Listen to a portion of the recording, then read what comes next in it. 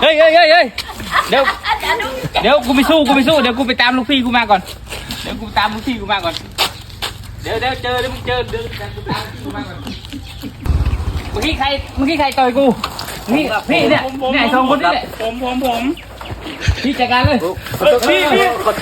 โทษพี่ผมขอโทษพี่ผมไม่ได้ตั้งใจขอโทษครับผม เนี่ยสองคนนั่นแหละมันทำผมพี่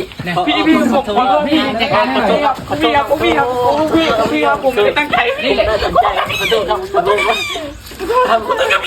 บอกสักบอกกันด้วยพี่เขาไม่ทำแล้วผมไม่ทำแล้วครับพี่